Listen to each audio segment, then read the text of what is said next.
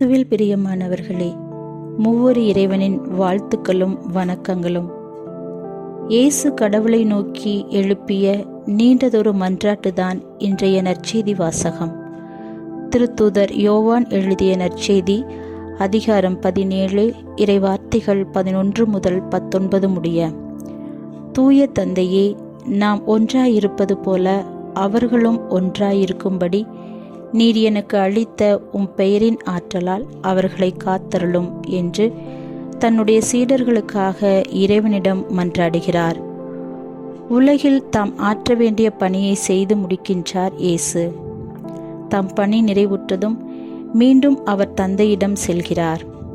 இயேசு நம்மை விட்டு பிரிந்து விட்டதாக நாம் நினைக்கக்கூடாது என்பதற்காகவே தந்தையாம் கடவுளிடம் நமக்காக மன்றாடுகிறார். இயேசு இவ்வுலகில் இருந்து நற்செய்தியை அறிவித்தது போல நாமும் நற்செய்தியை தொடர்ந்து அறிவிக்க வேண்டும் என்பதை, தந்தையே, நீர் என்னை உலகிற்கு அனுப்பியது போல நானும் அவர்களை உலகிற்கு அனுப்புகிறேன் என்று மன்றாடுகிறார். இறையாட்சி இவ்வுலகில் வந்து கொண்டிருக்கிறது என்னும் மாபெரும் நற்செய்தியை மக்களுக்கு அறிவிக்க ஒற்றுமையுடன் செயல்பட வேண்டும் என இயேசு விரும்புகிறார். உலக மக்கள் அனைவரும் ஒரே இறை தந்தையரின் பிள்ளைகள் என்னும் உண்மைக்கு திருச்சபை ஒரு மாபெரும் அடையாளம். ஒரே குடும்பமாக சகோதர உறவுடன் வாழ வைக்கும் கடவுளின் கருவி அது.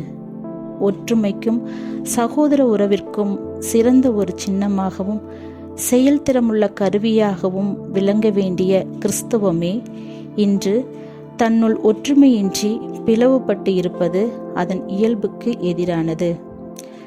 கிறிஸ்தவத்தின் பிளவுபட்ட நிலை அதன் நற்செய்தி அறிவிப்பு பணிக்கு ஒரு மாபெரும் தடை. எனவேதான் இயேசு தன் உலக வாழ்வின் இறுதியில் எல்லோரும் ஒன்றாயிருப்பார்களாக, தந்தையே, நீர் என்னுள்ளும் நான் உம்முள்ளும் இருப்பது போல் அவர்களும் ஒன்றாயிருப்பார்களாக என்று மன்றாடினார். இயேசுவின் நற்செய்தி பணிக்கான ஒற்றுமை கனவு ஒருபோதும் மறைந்து விடவில்லை. எல்லோரும் ஒன்றாயிருப்பார்களாக என்ற லட்சிய நெருப்பு திருச்சபையில் எப்போதுமே பற்றி எரிந்து கொண்டிருக்கின்றது. ஒருங்கிணைக்கும் ஆவியாரின் செயல்பாடு அதில் புது புது முயற்சிகளை கொண்டு வருகிறது. உள்ளத்தை புதுப்பித்தல், தன்னையே ஒருத்தல், அன்பை தாராளமாக பொழிதல் என்னும் நற்பண்புகள் ஒற்றுமைக்கான ஆர்வத்தை நம்மில் தோன்றி வளரச் செய்கின்றது. எனவே கிறிஸ்தவர்கள் எல்லாரையும் கிறிஸ்துவின் ஒரே திருச்சபையின் ஒன்றிப்பில் ஒப்புரவாக்கும் இந்நற்செய்தி அறிவிக்கும் பணியில் மூவொரு இறைவன் நம்மோடு இருக்கின்றார். இயேசுவின் பெயரால் தொடரும் நற்செய்தி பணியில் தந்தை கடவுளும் தூய ஆவியும் உடனிருந்து பணியாற்றுகின்றார் என்பதை சீடத்துவ பணிவாழ்வில் உணர்ந்து வாழ இன்றைய நாளின் நற்செய்தி நமக்கு அழைப்பு விடுக்கின்றது. ஒற்றுமையே பலம் என்பதை உணர்ந்து, இறைவா, உம் மகன் காட்டுகிற வழியில் நடந்து ஒற்றுமை உணர்வோடு நற்செய்தியை பணியை நாங்கள் செய்திட வரமருளும் என்று மன்றாடுவோம். இறைவன் என்றென்றும் வாழ்த்தப் பெறுவாராக. ஆமீன்.